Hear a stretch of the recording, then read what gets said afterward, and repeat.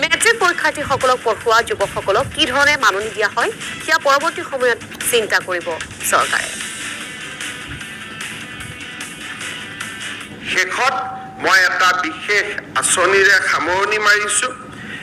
এইবাৰ মেট্ৰিক পৰীক্ষাৰ form fill up হ'ব অক্টোবৰ মাহত। অক্টোবৰ মাহত ফৰ্ম ফিল আপ হৈ যোৱাৰ পিছত ফেব্ৰুৱাৰী মাৰ্চলৈকে অসমৰ গাঁওসমূহত আমি নিশাৰ স্কুল, নাইট স্কুল, অৰ্থাৎ সেই গাঁৱৰ যিজন BA BSc পাছ কৰা ল'ৰা ছোৱালী আছে, সেইজনে গাঁৱৰ ল'ৰা ছোৱালীখিনিক বিদ্যালয় পাৰ হৈ যোৱাৰ পিছত একত্ৰিত কৰি তেওঁলোকক স্পেচিয়েল ক্লাছ কৰাৰ ব্যৱস্থা কৰক। কোনোবাই শব্দটো টিউচন ক'ব, কিন্তু মোৰ মতেদি সেইটো টিউচন নকয়, সেইটোক টিউচন হয় তেতিয়াহ'লে গ্ৰীষ্মকালীন যিমান কেম্প হয় সেইবিলাকেও টিউচনৰ আখ্যা পাব। ইয়াত প্ৰফেচনেল কাম কম থাকিব।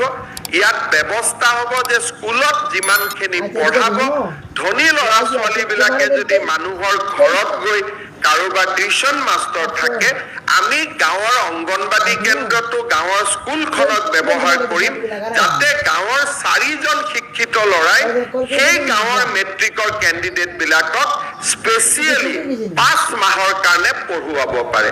আৰু তাৰ কাৰণে এইবাৰ আমি প্ৰতিজন মেট্ৰিকৰ কেণ্ডিডেটৰ বিপৰীতে 300 টকাকৈ বাজেট ৰাখিছোঁ।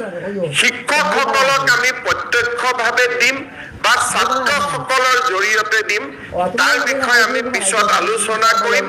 গাঁৱত যদি 50জন ষ্টুডেণ্ট আছে, 2জন গ্ৰেজুৱেট পাছ কৰা ল'ৰা আছে তাতে, এই 4 মাহ তেওঁলোকে মেট্ৰিকৰ ল'ৰাখিনিক ভাল কৰি পঢ়াওক, ভাল কৰি শুনাওক। আৰু মই ঝাৰখণ্ডত নিৰ্বাচনী প্ৰচাৰৰ সময়ত এটা NGO চলোৱা এই বিদ্যালয়বিলাক চাই আহিছিলোঁ, বহুত এফেক্টিভ হয়।